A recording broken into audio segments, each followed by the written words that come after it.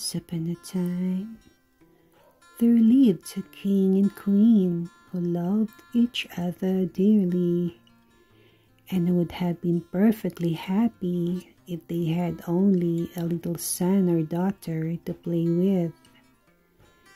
They never talked about it and always pretended that there was nothing in the world to wish for.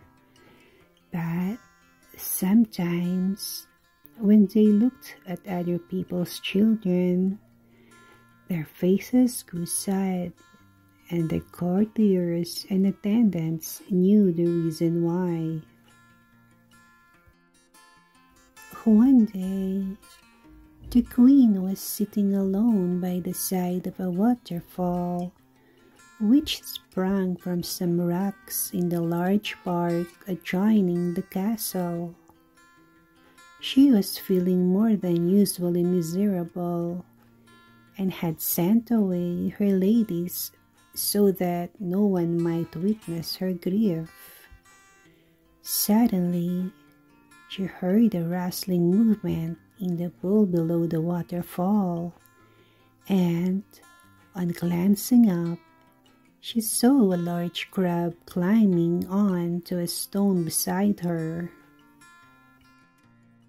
"Great Queen," said the crab, "I am here to tell you that the desire of your heart will soon be granted. But first, you must permit me to lead you to a palace of the fairies, which, though hard by, has never been seen by mortal eyes because of the thick clouds that surround it. When there, you will know more. That is, if you will trust yourself to me." The queen had never before heard an animal speak, and was struck dumb with surprise. However, she was so enchanted at the words of the crab that she smiled sweetly and held out her hand.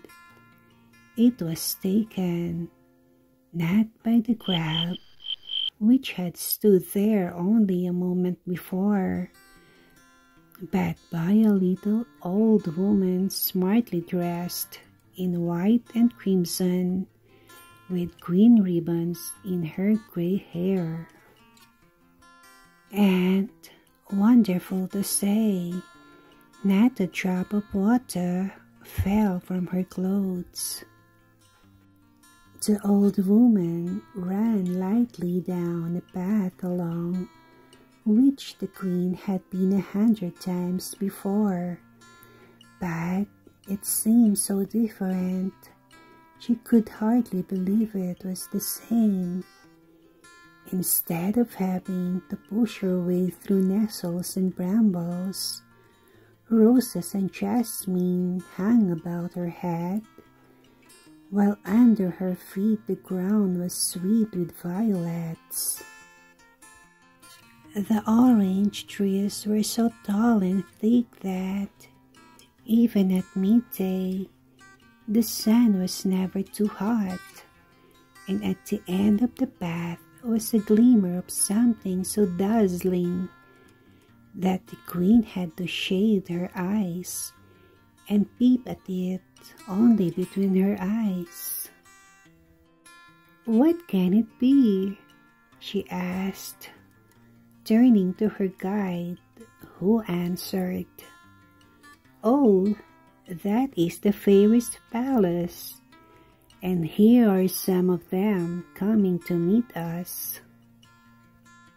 As she spoke, the gates swung back and 6 fairies approached, each bearing in her hand a flower made of precious stones, but so like a real one that it was only by touching you could tell the difference.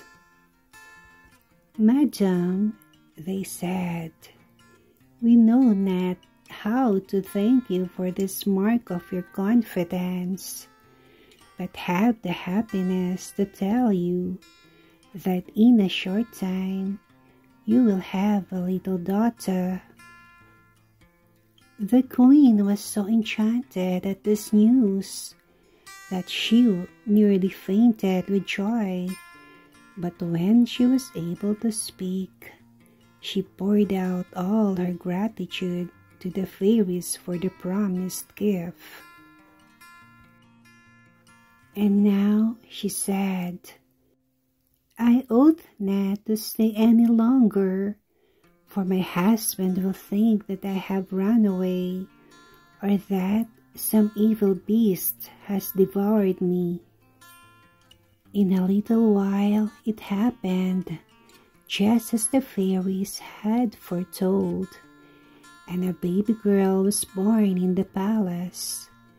Of course, both the king and queen were delighted, and the child was called Desiree, which means desired, for she had been desired for 5 years before her birth.